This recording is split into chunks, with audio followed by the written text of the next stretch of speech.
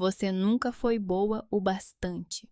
No meu aniversário de 40, ele levou nossos filhos ao Havaí com a amante, zerou a poupança até eu enviar as provas.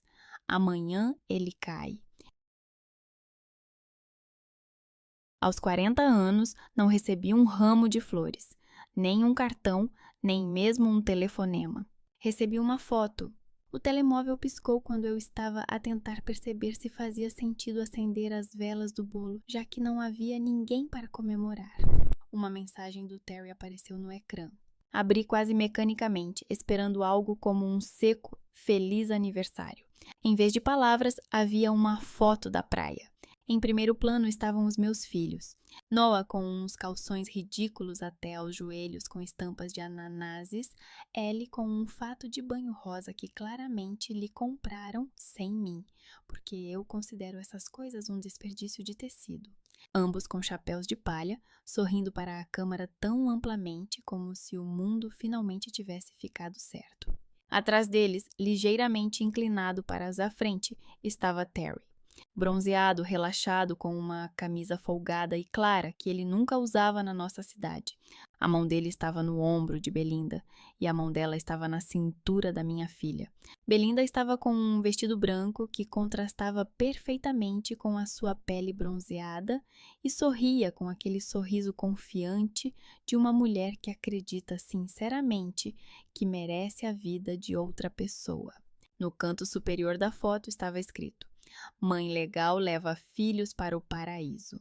Sem nomes, sem detalhes. Apenas essa frase e a linha abaixo: "Você nunca se atreveria". Senti meus dedos tremerem. O bolo na mesa parecia uma decoração ridícula. O creme estava a escorrer lentamente, as velas ainda nem tinham sido colocadas. Toquei na imagem com o dedo como se isso fosse mudar alguma coisa. Ampliei o rosto de Noah. Ele sorria como um rapaz de um folheto publicitário, apertando com força a mão do pai. Ellie abraçava Belinda pela cintura, como se não fosse a primeira vez que o fazia. Reli "Mãe legal" mais uma vez e, de repente, senti muito claramente a quem isso se dirigia. Não a mim. A cozinha estava silenciosa. O velho frigorífico zumbia como um avô cansado.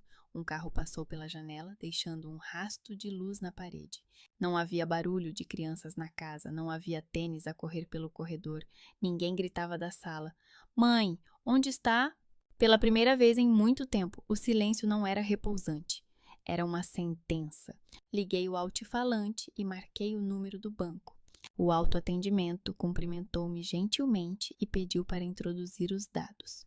Respondi mecanicamente, enquanto na minha cabeça pulsava apenas uma coisa: Mãe fantástica. Quando o sistema informou o saldo da nossa conta conjunta, pensei que tinha ouvido mal. Repeti a solicitação. O valor foi repetido com a mesma entoação impassível. As poupanças dos filhos para essa faculdade, que juntamos durante anos, transformaram-se praticamente em zero.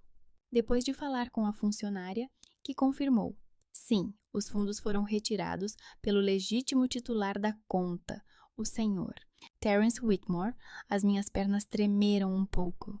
Sentei-me no chão, encostando as costas ao armário da cozinha. Sempre achei que a verdadeira traição fosse passar a noite fora de casa. O cheiro de perfume estranho, um coelhinho acidental numa mensagem. Mas descobri que a verdadeira traição tem números, datas de transações e a voz da operadora, que repete com demasiada frequência a palavra "infelizmente". Nem sempre fui a mulher que comparam com a melhor mãe numa praia tropical. Outrora, eu era ela mesma, única, sem alternativa como o oxigênio. Quando eu e o Terry estávamos a começar, ele costumava chamar-me de rapariga flor. Não soava tão depreciativo como agora. Naquela época, era uma demonstração de ternura. Eu trabalhava como vendedora numa pequena loja chamada Bloom and Vine, na esquina da nossa rua, e ele entrava depois do turno na fábrica sempre com as mesmas calças de ganga escuras, com uma unha quebrada no polegar, e pedia algo que parecesse mais caro do que eu podia pagar. Conhecemo-nos porque confundi as variedades de rosas e vendi-lhe as mais baratas como se fossem caras. Ele percebeu, mas não disse nada até sairmos do trabalho e chegarmos a um cruzamento. Ou não percebes nada de rosas, ou queres muito que eu volte, disse ele na altura. Eu ri-me e respondi que percebia de rosas, mas não muito de homens, por isso a segunda opção era mais provável. O Terry não era o que se poderia chamar de mau à primeira vista. Ele era simples, trabalhava como engenheiro de manutenção de equipamentos, entendia de cabos e motores antigos, sabia consertar torneiras e não se envolvia em grandes discussões sobre o sentido da vida. O seu humor era um pouco rude, mas caloroso.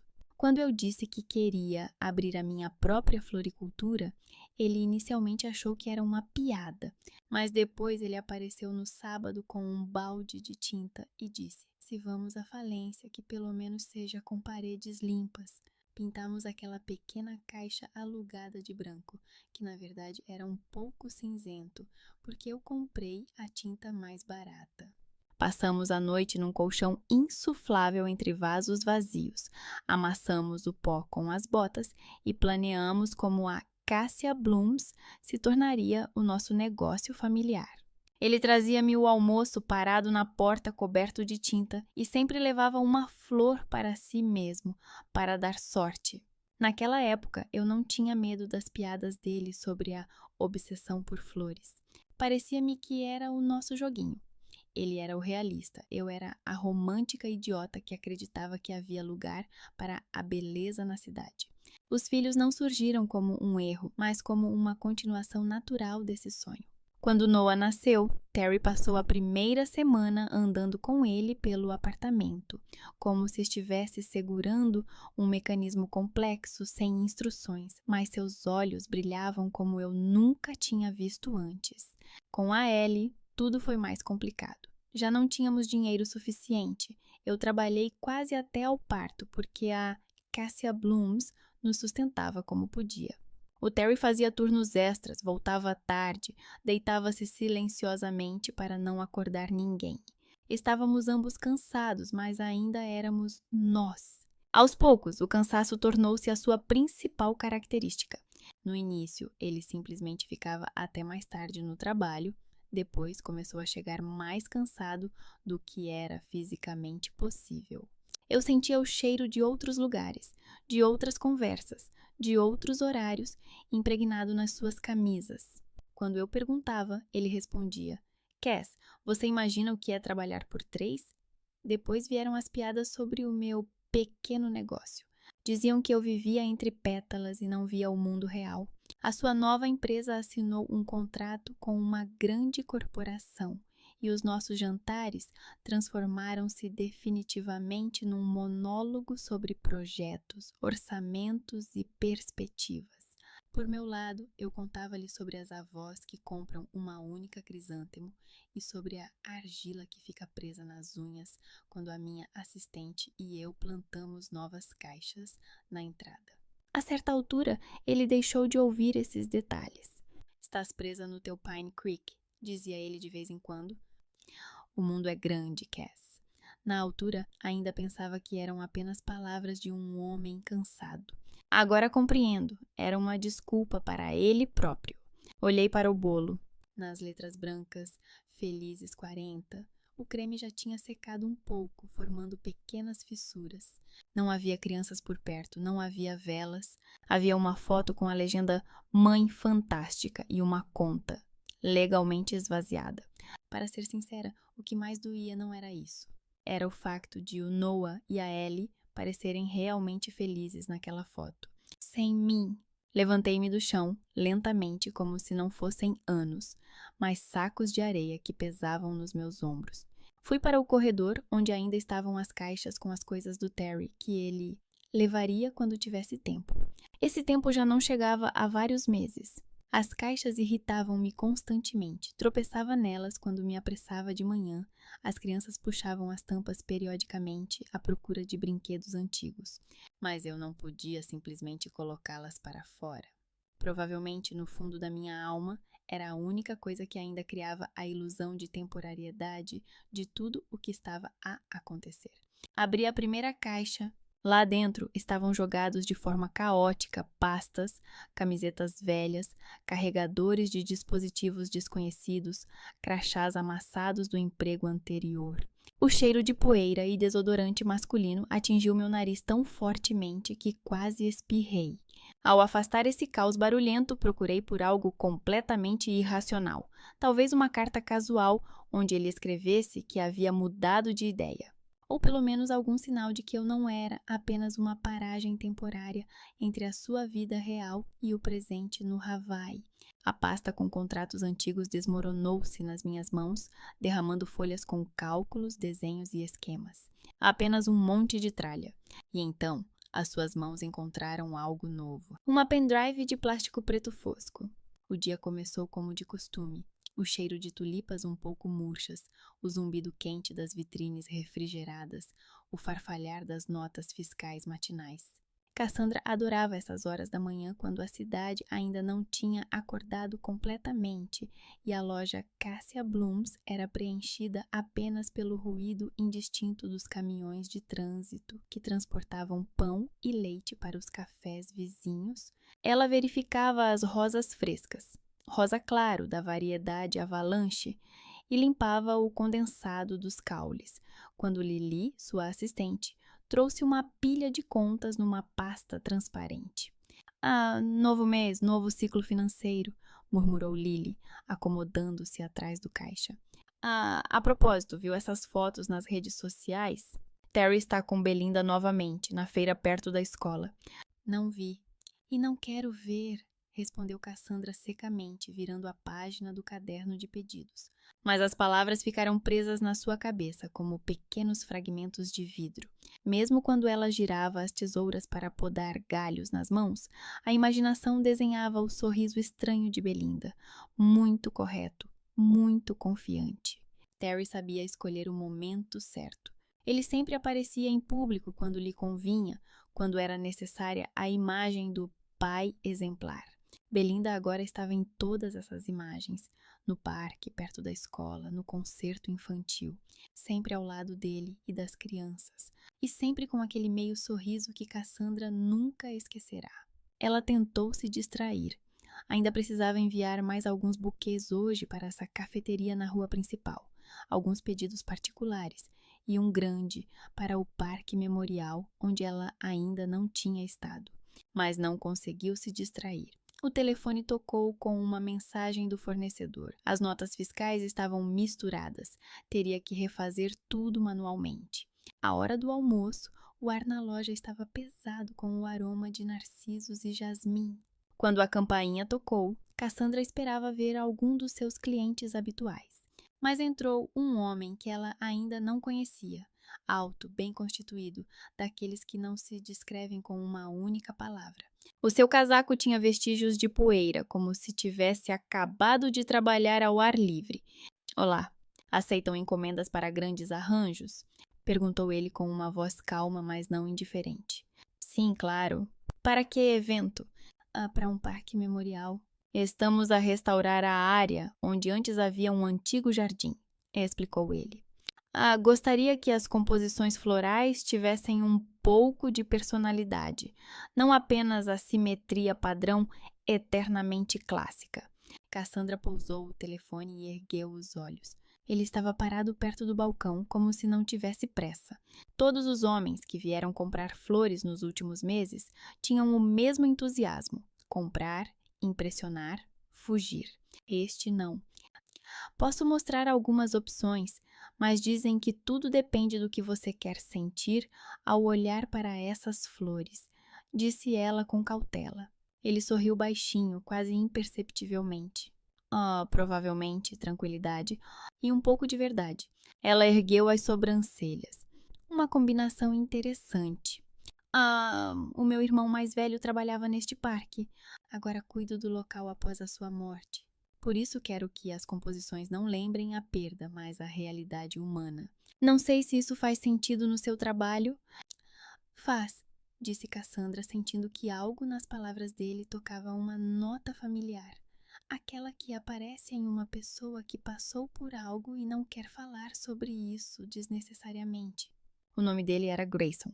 Ele deixou um cartão de visita com o nome e o número e disse que voltaria em alguns dias, quando tivesse os desenhos dos canteiros. Antes de sair, parou diante da prateleira com buquês de lavanda. Que aroma agradável! Lembra uma vida normal. E olhou para ela. Às vezes é preciso saber manter o aroma da tranquilidade, mesmo em meio à desordem. Cassandra apenas acenou com a cabeça, embora sentisse que as palavras dele deixaram um estranho eco. Na manhã seguinte, a luz do supermercado estava mais forte do que o necessário.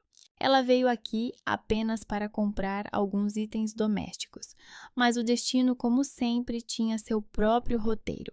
Perto da secção de frutas estava Belinda, com um casaco azul escuro brilhante como um anúncio de uma vida sem problemas.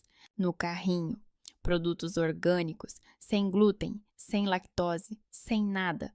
E sem modéstia, pensou Cassandra. Cassandra! Soou alto demais para não chamar a atenção.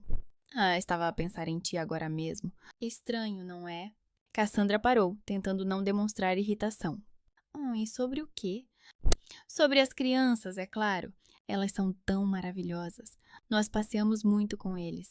Terry até diz que eles parecem ter florescido com um novo ritmo, embora provavelmente eles simplesmente precisassem de uma vida mais dinâmica do que esta cidade. E sorriu, inclinando a cabeça para o lado. Cassandra inspirou. Ela conhecia esse tom. Belinda desempenhava o papel de madrasta carinhosa de forma brilhante, quase teatral. Só os olhos revelavam algo diferente, quase imperceptível. A certeza da vitória. Fico feliz que eles estejam bem, disse Cassandra calmamente. O importante é que isso não seja uma competição. Não. Belinda colocou a mão no peito de forma teatral.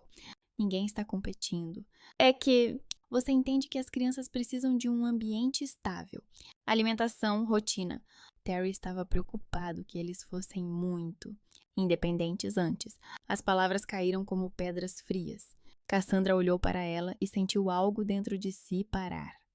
Obrigada pela preocupação, Belinda. Mas os meus filhos sempre tiveram e terão tudo o que precisam comigo. Não duvido. Novamente aquele sorriso. Só que agora eles têm um pouco mais de estrutura. Você sabe que o Terry é tão responsável. Cassandra deu um passo para trás para não perder o equilíbrio. Tudo bem, respondeu ela secamente. Jogou algumas moedas no caixa e saiu, sem esperar o troco. Naquele dia, ela voltou para uma loja com a cabeça a mil, não literalmente, mas interiormente. As mãos automaticamente compunham buquês, a língua proferia palavras padronizadas para os clientes, mas os pensamentos voltavam sempre para aquela cena no supermercado. À noite, Grayson apareceu novamente. Trouxe os desenhos. Deixe-me mostrar. Aqui está, a secção central. Pensei em algo que tivesse não apenas forma, mas também história. Cassandra desdobrou os papéis. Os traços do plano eram precisos, mas as mãos do homem tremiam um pouco. Ela percebeu isso. É arquiteto? Já fui. Agora trabalho com restaurações. Ele fez uma pausa. Sei que Terry trabalha na administração que decide quem receberá financiamento para o parque. Cassandra estremeceu. Você o conhece? Superficialmente. Mas acho que ele não é quem diz ser. Ela apertou as mãos. Por que você diz isso? Ouvi dizer que o seu ex gosta de aparentar ordem, mas muitas vezes a cria às custas dos outros. Talvez às suas custas também. Só tome cuidado. Nem tudo que soa oficial tem boas intenções. Isso soa como um aviso? Talvez seja, respondeu Grayson calmamente. Só que acho que você receberá notícias em breve. Ele se foi, deixando um aroma no ar que lembrava a primavera e a sensação de que ela estava em um cenário estranho, cuidadosamente planejado por alguém. À noite, Cassandra estava a lavar o chão da loja quando o correio de entrada no seu telemóvel piscou. A mensagem era de um escritório de advogados que ela só conhecia pelas assinaturas em antigos contratos de crédito. Assunto: notificação de intenção de tutela. A respiração parou no peito. Ela abriu o ficheiro. As linhas frias da linguagem jurídica reduziam a sua vida a pontos: instabilidade emocional, instabilidade financeira, condições inadequadas para a manutenção de menores. As mãos tremiam. Ela tentou recuperar a lógica, o advogado Terry. Os documentos foram preparados com antecedência. Então, isso já estava planejado quando Belinda sorria no supermercado. Cassandra sentou-se no chão perto da porta, entre o cheiro de peônias e eucalipto fresco. Gotas de água escorriam de sua mão para o chão limpo, borrando o reflexo do buquê. A cara de Grayson voltou à sua mente, a sua calma confiança, quando disse que ela deveria estar atenta. Ele sabia, mas de onde? Começou a chover lá fora, e o letreiro de neon Cassia Blooms cintilava nas poças, como se a loja respirasse com ela. Ela fechou os olhos. Se Terry decidiu levar as crianças, isso significava que uma verdadeira guerra estava prestes a começar. E quando ela saiu naquela noite, um reflexo de faróis brilhou na vitrine da loja, um carro preto parado em frente. Os vidros eram escuros, não dava para ver os rostos, mas parecia que alguém estava a vigiar. Cassandra ficou parada na porta, sem se mover. O telemóvel no bolso vibrou novamente, mas desta vez a mensagem não abriu. A tela apenas piscou e apagou quase imediatamente, como se o sinal tivesse sido interceptado. Os seus dedos apertaram o telemóvel. Tudo bem, Terry? Ela sussurrou entre dentes. Jogue! Vamos ver quem é quem. E não percebeu que, atrás dela, a luz cintilante dos faróis dos carros se apagou de repente. Cassandra cada vez mais se via vivendo num filme que alguém habilmente montava para ela. Cada dia tinha as cenas necessárias. Terry em cores vivas, as crianças sorridentes, Belinda ao lado em segundo plano, na cena. Aparentemente, uma idílica família completa. E ela sempre fora de foco. Depois de receber a carta do advogado, a sua vida se dividiu em episódios. Primeiro foi o choque, depois as tentativas de se recompor, e em terceiro lugar veio a sensação de que não era apenas mais um golpe, mas uma campanha bem planejada. A loja ainda cheirava a flores, mas agora esse aroma parecia-lhe demasiado artificial, como uma decoração. Ela trabalhava mecanicamente, percebendo que não estava a contar o dinheiro, mas os dias até a audiência, que estava prestes a começar. No início do mês, ela se encontrou com sua advogada, uma jovem chamada Joan.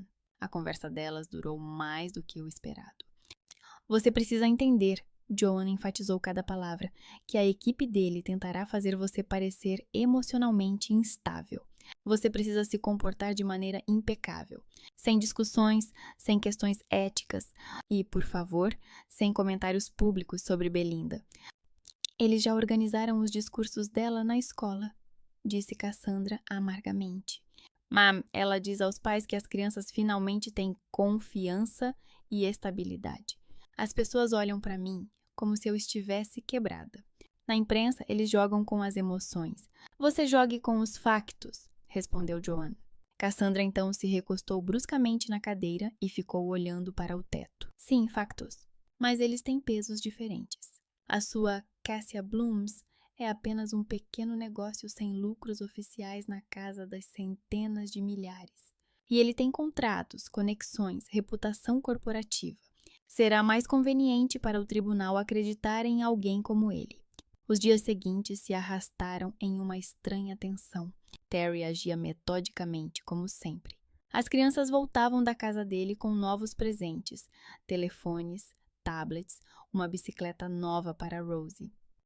O pai diz que talvez nos mudemos para algum lugar onde haja oceano, disse a filha timidamente, arrumando os cadernos. Lá haverá uma escola com laboratório para experiências. Cassandra ficou paralisada. Oceano. Bem, ele disse que seria em outro estado. Há mais oportunidades lá, mãe. Os olhos de Rosie brilhavam, mas dentro de Cassandra algo se contraiu. Mudança. Essa palavra agora soava como um aviso. Ele estava preparando o terreno, alimentando a ideia de que as crianças estavam presas com ela. No dia seguinte, Terry ligou. Precisamos conversar. Queres falar sobre as crianças? Cassandra respondeu friamente. sempre sobre as crianças. A voz dele estava muito calma. Elas têm um futuro que tu não podes lhes proporcionar. Tu tens um bom coração, mas não pensas em grande escala. Em grande escala? Ela até riu. Ou apenas caro. Não seja sarcástica. Você entende que eu só quero que eles tenham estabilidade. A sua estabilidade e a da sua amante, disse Cassandra baixinho. Isso é ofensivo, disse ele calmamente. Mas tudo bem. Vamos ver o que o tribunal decidirá. Os sons na silêncio continuaram a ecoar na sua cabeça por muito tempo, como um pêndulo. Alguns dias depois, Grayson bateu à porta da loja novamente. Agora ele parecia diferente, um pouco cansado, com aquelas olheiras que aparecem nas pessoas depois de uma noite sem dormir. Ouvi dizer que as coisas ficaram complicadas para si, disse ele sem cumprimentos. Você sabe mais do que diz. Havia tensão na voz dela. Provavelmente. E chegou a hora de explicar por quê. Ele tirou um pequeno pendrive do bolso, girou-o entre os dedos e colocou-o sobre a mesa. Neste pendrive estão cópias de documentos que passaram pelas mãos de Terry. O seu departamento na estrutura corporativa era responsável pela criação de projetos sociais. Um deles é aquele parque para o qual encomendei flores a ti. E o que há de estranho nisso? Esse parque, disse Grayson lentamente, não existe oficialmente no sistema de financiamento público. É uma fachada. Pelo seu passam pagamentos fictícios. Fui consultor externo há alguns anos. Foram-me obrigado a sair quando comecei a perguntar por que os relatórios não correspondiam aos volumes reais de compras. Cassandra ficou paralisada. Contine. Você quer dizer que ele usa esse parque para lavagem de dinheiro? E não só esse. É uma cadeia de projetos assim. Belinda não é apenas uma gerente de sucesso. Ela é a ligação entre os contratados internos. É por isso que ele arrisca tanto. Por que você está me contando isso agora? Porque há anos tentei denunciar isso. E eles fizeram comigo o mesmo que estão a fazer contigo agora. Destruíram a minha reputação. Rescindiram o meu contrato. Espalharam boatos de que eu tinha problemas com álcool. Grayson cerrou os punhos. Eu deixei isso no passado, até ouvir o nome dele junto com o teu. Pela primeira vez, seus olhos não demonstravam apenas compaixão. Havia algo pessoal, antigo. Você precisa de provas, disse ele finalmente. Diretas. Se encontrarmos pelo menos um documento ou carta que prove que ele e Belinda mentirão ao tribunal, seu advogado poderá usar isso não apenas para a custódia, mas também para um processo criminal. Nós? Ela perguntou. Pim, não vou permitir que essas pessoas destruam outra pessoa. Cassandra deu um passo para trás, apoiando-se na mesa. Se isso for verdade, o jogo fica perigoso. O jogo já é perigoso há muito tempo, respondeu Grayson baixinho. Só que você ainda não conhecia todo o cenário. Nos dias seguintes, eles trabalharam em equipa. À noite, depois de fechar a loja, ele trazia-lhe impressões, cartas corporativas antigas, relatórios internos. Tudo encadernado, marcado. Ela lia, sem entender metade dos códigos contábeis, mas via que os números não batiam. Os indicadores estavam inflacionados. As compras duplicadas, os nomes dos signatários alternavam entre 2 ou 3 nomes fictícios. Isso precisa ser passado ao advogado, disse ela. É cedo. Sem a chave principal, os advogados não poderão fazer nada. O que quer dizer? Ele deve ter correspondência eletrônica. Só a partir dela é possível ver que os fluxos financeiros não são reais. E ela pode ter a Belinda. Se ela coordena, tem parte do arquivo. Cassandra sentiu um frio no peito. Você está me propondo obter a correspondência da Belinda? Não você, nós. Ainda tenho um conhecido naquele sistema, um técnico que às vezes faz suporte técnico. Se conseguirmos entrar no servidor de backup através dele, tudo ficará claro. Ela queria responder que isso era demais, que já era um crime, mas dentro dela falou outra Cassandra, aquela que era humilhada, substituída, colocada na sombra. E pela primeira vez em muitos meses, ela não sentiu medo, apenas uma decisão fria. Se essa era a sua guerra, ela lutaria. À noite ela não dormia. Na sua cabeça rodavam as imagens que tinha visto nos relatórios. Dinheiro, assinaturas, datas. Todas as ligações conduziam ao mesmo departamento em que Terry trabalhava. Uma semana depois, Grayson ligou. Hoje à noite haverá uma janela. O sistema está em manutenção.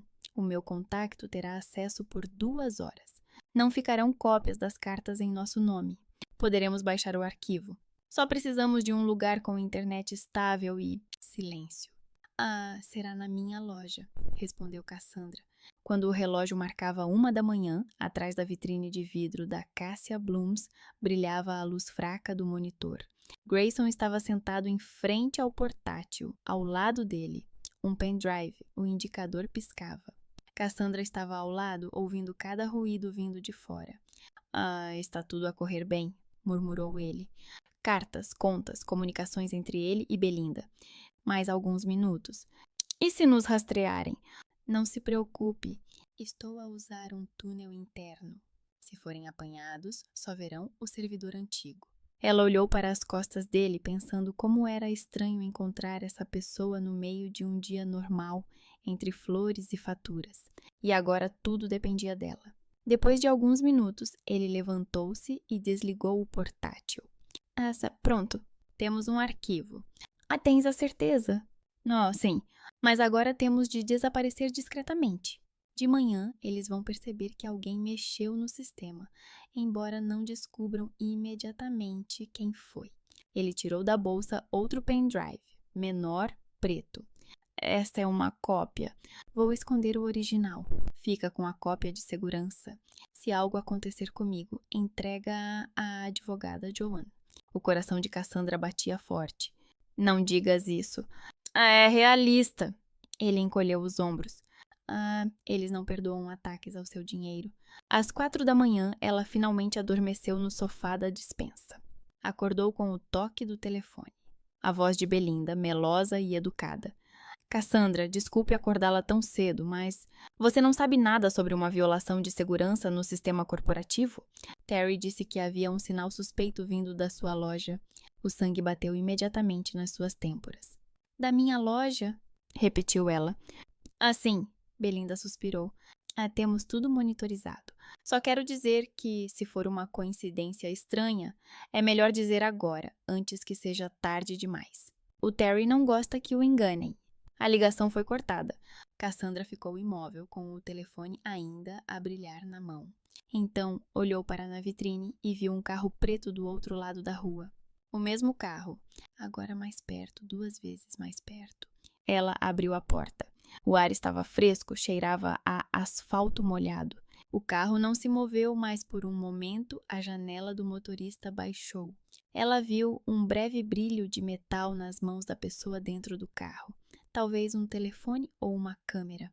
Ela deu um passo à frente, e então o motor roncou. O carro partiu lentamente, desaparecendo na névoa do outro lado do cruzamento. Quando ela voltou à loja, Grayson não estava lá, nem as suas coisas. Apenas um pequeno pedaço de papel ao lado do portátil. Não me procure. Encontramo-nos quando eles derem o primeiro passo. Naquela mesma noite, Cassandra recebeu uma mensagem de Joanne. O seu ex-marido apresentou uma declaração atualizada. Agora, ele está a pedir a guarda temporária com julgamento imediato. O julgamento será daqui a 3 dias. Ela olhou para o ecrã e sentiu o mundo a encolher gradualmente até se tornar um círculo estreito. Os filhos, a loja, o pendrive no bolso. A sua guerra não começou hoje, mas agora tornou-se aberta. De manhã cedo, o ar na Cassia Blooms estava abafado e empoeirado. Cassandra abriu a loja mais uma vez, sem a sensação habitual de estar em casa. O vaso com estefanotes estava torto, mal tocando a borda do balcão. Ela olhou e não corrigiu. Pequenas imperfeições não a incomodavam mais. Apenas os documentos, as datas e as assinaturas a mantinham presa. O julgamento já estava marcado para o final da semana. Até lá, era preciso provar que ela não era instável, nem financeiramente instável, mas sim lógica, firme e capaz de criar os filhos sem a ajuda de terceiros. Joanne, a sua advogada, elaborou uma lista de provas de forma clara e metódica, um atestado da instituição financeira, cheques para a educação dos filhos, correspondência com fornecedores.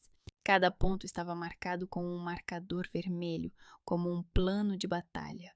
Mas por dentro, Cassandra sentia que não se tratava apenas de um julgamento pela custódia. Terry estava a jogar outro jogo. Ele estava a criar uma imagem. Durante cada encontro com as crianças, ele tirava fotos e assinava as publicações com as palavras "Eu e os meus sóis". O tempo que passamos juntos é o mais valioso. As pessoas comentavam: "Que pai maravilhoso! É assim que se deve amar."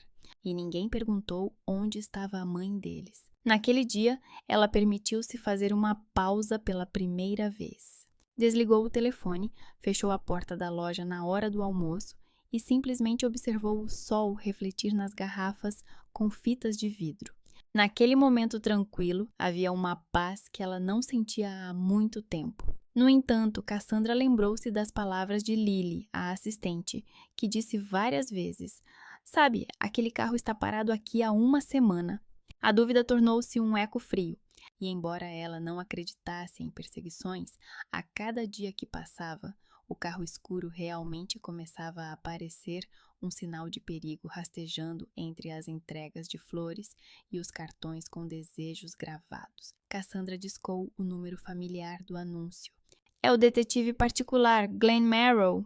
perguntou ela. "Quem está a falar?" "Meu nome é Cassandra Taylor.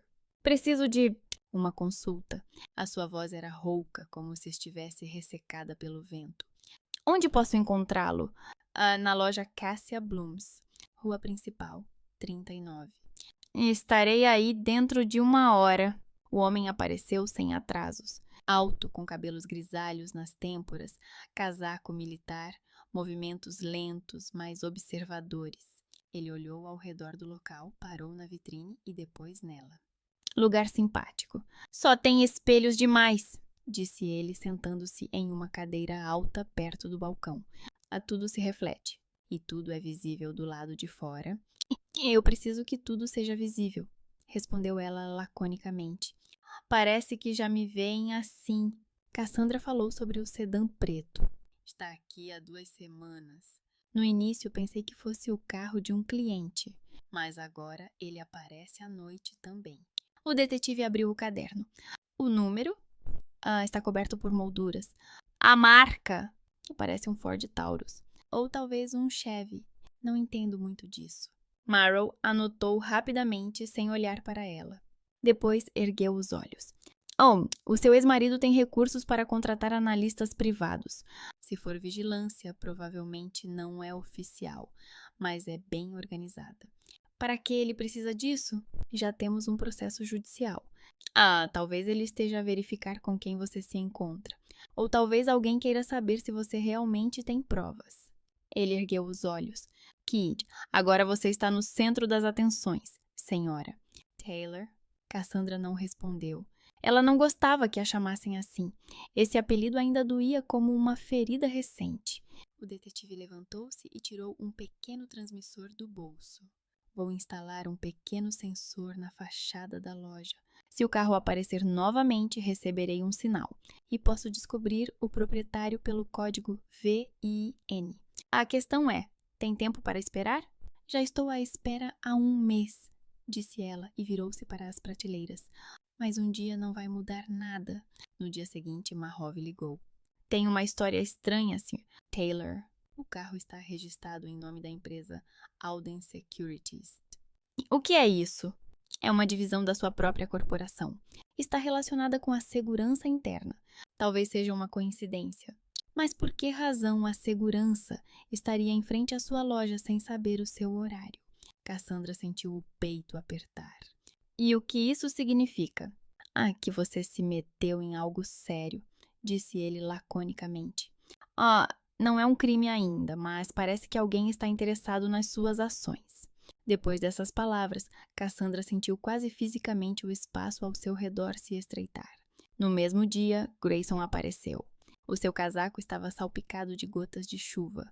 Os seus movimentos eram nervosos, mas o seu rosto estava mais claro do que antes.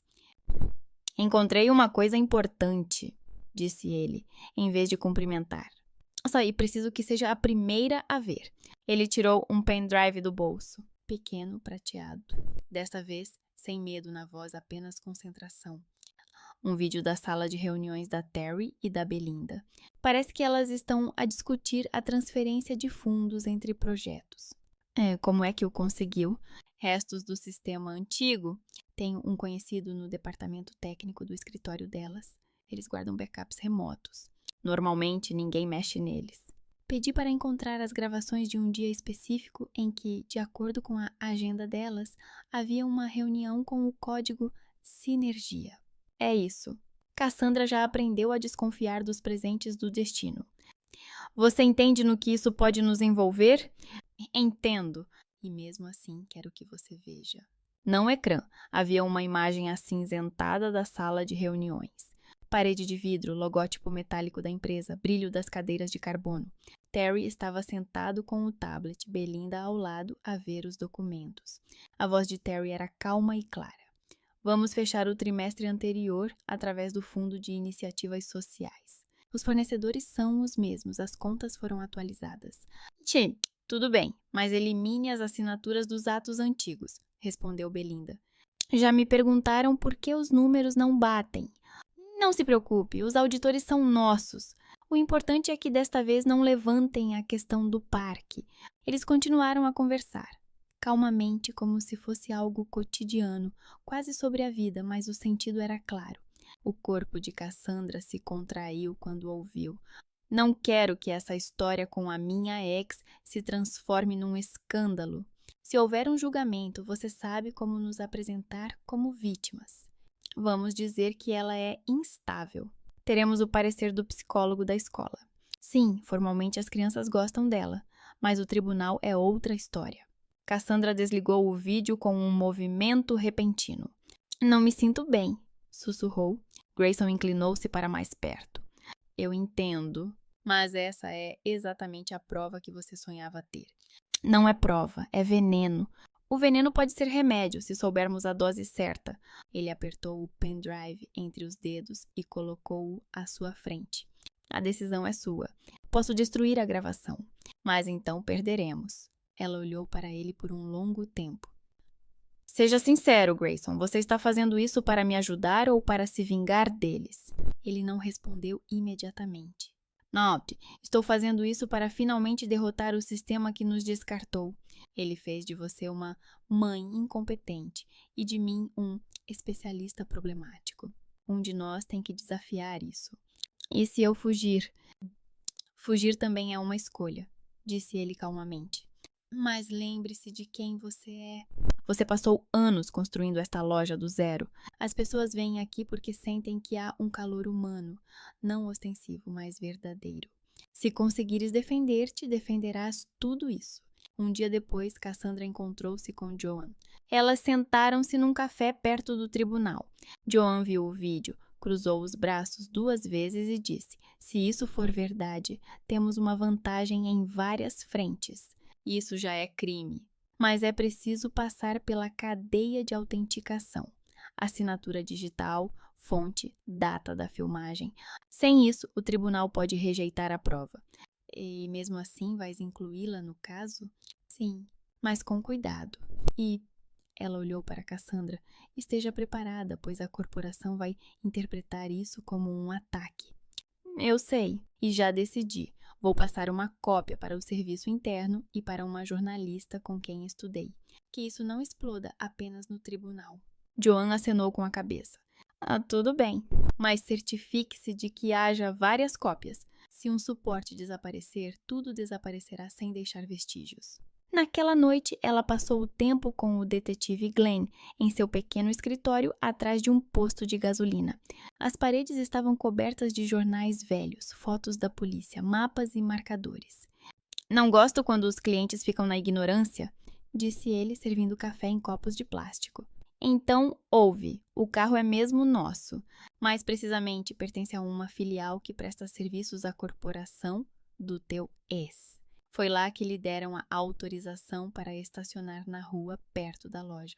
Nos papéis está escrito: Vigilância de objeto logístico.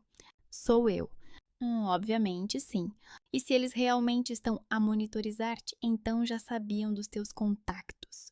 Portanto, mantém-te calado até a audiência. E se eles se aproximarem, então chama a polícia e diz que tens um vídeo. Eles não vão arriscar fazer barulho. Cassandra ficou em silêncio, engolindo o café amargo. Glenn, já viu pessoas que acreditam sinceramente que estão a proteger a família, quando na verdade estão a destruí-la? Mas todos os dias, disse ele. Elas simplesmente têm uma visão diferente da justiça. Muitas vezes quem mais magoa é quem mais ama. Ela lembrou-se dessas palavras. O dia do julgamento começou surpreendentemente calmo. A sala cheirava a madeira velha e papel. Terry estava sentado imóvel com uma expressão concentrada, não hostil e zangada como antes. Belinda segurava cuidadosamente o telemóvel, anotando algo de vez em quando. As crianças chegaram com a ama, hesitaram ao ver a mãe, mas ela sorriu para elas e a tensão diminuiu um pouco. O juiz fez uma breve introdução e as partes se manifestaram. Terry falou sobre estabilidade, hábitos escolares, futuro. As suas palavras lhe soaram sinceras. Ele realmente acreditava que estava a fazer a coisa certa. Quando chegou a vez de Cassandra, Joan levantou-se e disse: Meritíssimo, temos uma prova adicional.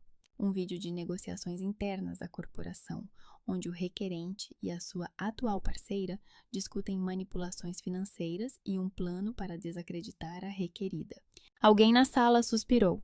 Terry primeiro ficou paralisado, depois se virou lentamente. Você não tem o direito... o tribunal decidirá, interrompeu a juíza. Por favor, apresente o material. Quando a gravação foi ligada, um silêncio sepulcral tomou conta da sala. Um ruído de fundo, depois, vozes familiares. Terry mudou ligeiramente de cor. Belinda inclinou a cabeça, pressionando a mão contra os lábios. O vídeo durou 2 minutos, o suficiente para que todos compreendessem a essência. O juiz pediu para parar tudo e disse baixinho: devido a novas circunstâncias, a audiência é adiada para uma verificação técnica do ficheiro de vídeo. Quando todos se levantaram, Cassandra olhou para Terry e pela primeira vez em muito tempo viu não resistência, nem desprezo, mas algo diferente: dor. Ele não tentou se aproximar, apenas sussurrou: Como você pôde, Cass? E ela respondeu quase sem voz: Como você pôde? À noite, quando saiu do tribunal, o céu sobre a cidade ainda refletia o brilho do dia. As janelas brilhavam silenciosamente. O vento soprava, e pela primeira vez em muito tempo, Cassandra não sentia medo.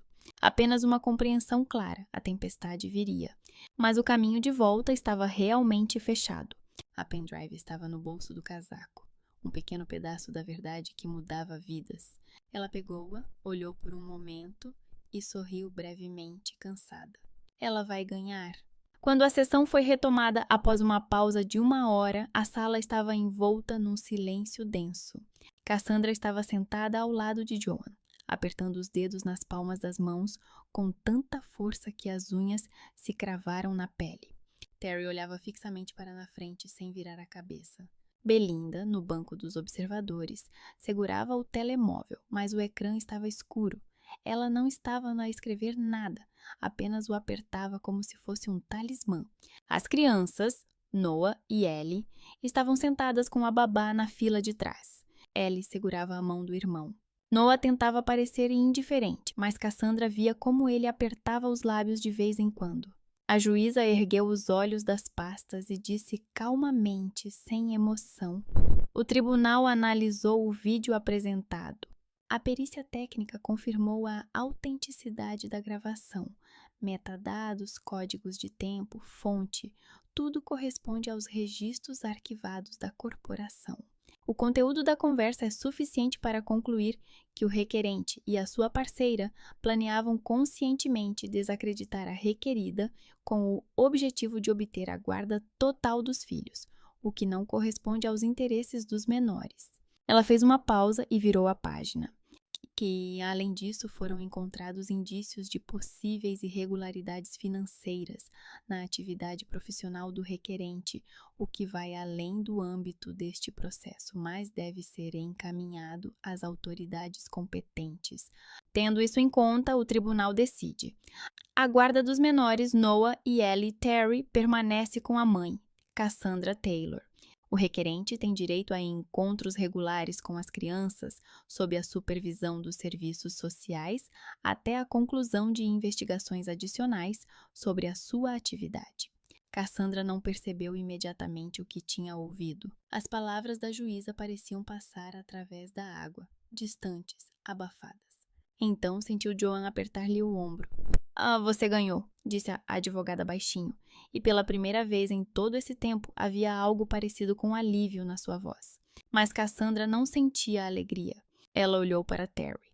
Ele estava sentado imóvel, com o rosto paralisado, os olhos fixos em algum lugar através da parede. O seu advogado sussurrava algo ao seu ouvido, mas Terry não reagia. Belinda levantou-se e saiu rapidamente da sala, sem se virar, os saltos a bater no chão de mármore. Ellie correu para a mãe e abraçou-a pela cintura, encostando a bochecha à sua barriga. Noah caminhava mais devagar, mas também se aproximou. Cassandra abraçou os dois, sentindo a tensão dos últimos meses lentamente, gota a gota, desaparecer. "Agora está tudo bem?" sussurrou Ellie, levantando os olhos cheios de lágrimas. "Sim, querida", respondeu Cassandra, embora soubesse que isso era apenas o começo de outra parte da história. A parte em que teria de explicar às crianças por que é que o pai delas agora não podia estar por perto como antes. Os dias seguintes passaram numa estranha névoa. Cassandra voltou ao trabalho na Cassia Blooms, tentando retomar o ritmo habitual. Lily, sua assistente, recebeu-a com um sorriso cauteloso e não fez perguntas desnecessárias. Apenas trouxe café e disse baixinho: "Estou feliz que tudo tenha acabado." Mas nada acabou. O telefone não parava de tocar. Jornalistas, conhecidos, até mesmo clientes que queriam apenas apoiar. Cassandra respondia de forma breve e educada, mas por dentro sentia um vazio. Ela ganhou o julgamento? As crianças ficaram com ela. Mas a vitória não lhe deu a sensação de triunfo que ela imaginava. Em vez disso, sentia cansaço misturado com amargura. Ela viu o rosto de Terry no tribunal, o seu olhar fixo, e percebeu. Ele realmente amava as crianças. Só que se amava mais a si mesmo. 2 dias depois, apareceu um artigo. A sua ex-colega de turma, a jornalista Anna Roy, publicou um artigo intitulado "Fundos fictícios e dramas familiares. Esquema corporativo ou vingança pessoal?" O artigo não mencionava nomes completos, mas todos os detalhes eram reconhecíveis. Especialista de sucesso de uma grande corporação, caso de custódia dos filhos, vídeo interno da sala de reuniões que revelou manipulações financeiras. Ana escreveu com cautela, mas com clareza. Não se trata apenas de um conflito familiar. É um problema sistêmico em que a vida pessoal se torna um instrumento de jogos corporativos. Cassandra leu o artigo pela manhã sentada atrás do balcão da loja. Ela não sabia como se sentir. Por um lado, a verdade finalmente veio à tona. Por outro, agora toda a sua vida se tornou pública. O telefone tocou novamente. Número desconhecido. Ela não atendeu. Uma semana depois, a corporação onde Terry trabalhava iniciou uma investigação interna. A mesma gravação que apareceu no tribunal chegou ao serviço de segurança através de uma mensagem anônima. Alguém, provavelmente Grayson ou os seus contactos, enviou os materiais com a seguinte nota: verifiquem os fluxos financeiros através de projetos sociais assinados por Terry Taylor e Belinda Sharp. A administração da empresa reagiu imediatamente, não porque se importasse com a justiça, mas porque temia um escândalo. A atenção pública era perigosa. Se algum dos acionistas ou reguladores começasse a investigar mais a fundo, poderia descobrir-se que o esquema não se limitava a 2 pessoas. Por isso, a decisão foi rápida e fria: encontrar os culpados, afastá-los da corporação e mostrar que o sistema funciona. Terry e Belinda tornaram-se os candidatos ideais para serem sacrificados. Grayson depois me contou que Terry foi chamado à sede da corporação na sexta-feira de manhã. Ele chegou com um advogado certo de que se tratava de uma formalidade, algum tipo de verificação burocrática interna que poderia ser resolvida com algumas explicações e assinaturas. Mas ele não foi recebido com a habitual cortesia dos colegas, e sim com uma fria distância. A chefe do departamento, uma mulher severa de cerca de 50 anos, chamada Veronica Lynn, esperava por ele na sala de reuniões com uma pilha de pastas e 2 advogados da corporação. Senior, Taylor. Ela começou sem cumprimentos. Descobrimos sérias discrepâncias nos relatórios financeiros dos últimos 3 anos. Em particular, nos projetos Renascimento dos Parques e Infraestrutura Social. O senhor assinou esses documentos? Sim, mas agi dentro das minhas competências. Todas as decisões foram acordadas com a alta administração. Interessante. Verônica abriu uma das pastas e virou-a para ele. Porque a alta administração afirma que o senhor tinha total autonomia na escolha dos empreiteiros. E foi o senhor quem escolheu as empresas, algumas das quais se revelaram fictícias. Terry empalideceu. Eu não sabia que elas eram fictícias. Recebi os documentos, verifiquei as informações básicas, mas não completamente. Ela interrompeu. Também temos gravações das suas conversas com a senhora, Belinda Sharp, onde discutem a limpeza de vestígios e a redistribuição de fundos. É a sua voz? Havia uma transcrição impressa do vídeo sobre a mesa. Terry olhou e sentiu tudo dentro de si congelar. Nós discutimos a otimização dos processos. Otimização através de organizações fictícias? Um dos advogados ergueu as sobrancelhas. Senhor. Taylor, compreende que isto não é uma violação interna, mas um potencial crime? O advogado de Terry inclinou-se para ele e sussurrou algo. Vou exercer o meu direito de não prestar depoimento sem consulta adicional, disse Terry finalmente, tentando manter um tom calmo.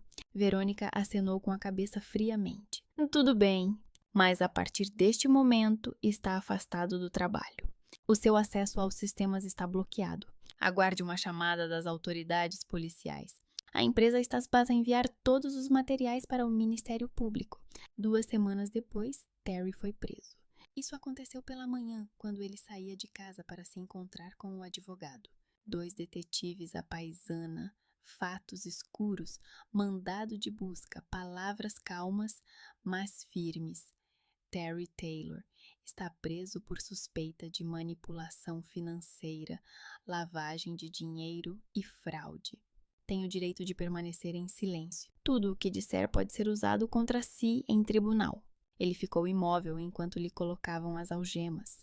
Os vizinhos observavam das janelas. Alguém tirou fotos com o telemóvel. Uma mulher do prédio em frente chegou a sair para o balcão com uma chávena de café, observando a cena como se fosse uma série de televisão. Enquanto o levavam no carro, ele olhou para a cidade pela janela e pensou em como tudo havia mudado em poucos meses. Ele se considerava um vencedor, um homem que controlava essa situação, construía o futuro. E agora tudo o que ele construíra desmoronava diante dos seus olhos. Belinda foi interrogada no mesmo dia. Ela prestou depoimento, confirmando a sua participação na distribuição dos fundos, mas enfatizou que agiu sob a supervisão direta de Terry Taylor. Ofereceram-lhe um acordo de confissão de culpa em troca de uma pena mais branda. Ela aceitou sem hesitar. Quando soube da prisão pela notícia, não sentia alegria. Apenas uma compreensão fria. Ambos jogaram um jogo em que as apostas eram mais altas do que o seu amor. E ambos perderam. 1 mês após a prisão, Terry Grayson ligou-me. Podemos encontrar-nos? Preciso de conversar. Ela concordou. Eles encontraram-se num pequeno café perto do cais, onde sempre cheirava a mar e a bolos acabados de fazer. Ele parecia diferente, um pouco cansado, mas mais calmo do que antes. Nos seus olhos não havia aquele brilho tenso que havia antes. Sabes que a corporação saiu quase ilesa disso? Disse ele sem cumprimentar. sentando-se à minha frente. Eu sei. Eles sacrificaram o Terry e alguns gerentes para preservar a reputação. Uma estratégia clássica. E isso não te indigna? Cassandra olhou para ele. Muitas coisas me indignam, Grayson.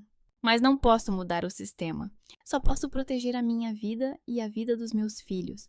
Ele acenou com a cabeça, mas havia desapontamento nos seus olhos. Eu pensei que juntos poderíamos fazer mais, que este caso seria o ponto de partida para algo maior. Juntos, ela repetiu um pouco mais duramente do que gostaria. Grayson, você usou a minha história para se vingar deles. Essa foi a sua guerra, não a minha. Eu ajudei-a a ganhar o julgamento. Sim. E eu sou grata por isso. Mas também entendo que a minha vitória é apenas parte da sua batalha. O Senhor queria atingir a corporação que o descartou. E eu só queria recuperar os meus filhos e viver em paz. Ele ficou em silêncio por um longo tempo, girando a chávena nas mãos. Então sorriu tristemente. Tens razão. Eu realmente te usei. Não de propósito, mas foi o que aconteceu. Desculpa. Cassandra tocou a mão dele. Não estou zangada. Só preciso de tempo para entender quem sou agora. Sem Terry, sem ti, sem as expectativas dos outros. Quero viver para mim e para os meus filhos, não pela vingança ou justiça de ninguém. Ele apertou os dedos dela. Se algum dia quiseres, estarei ao teu lado. Sem pressão, sem guerras. Talvez um dia, disse ela suavemente, mas não agora. 6 meses se passaram.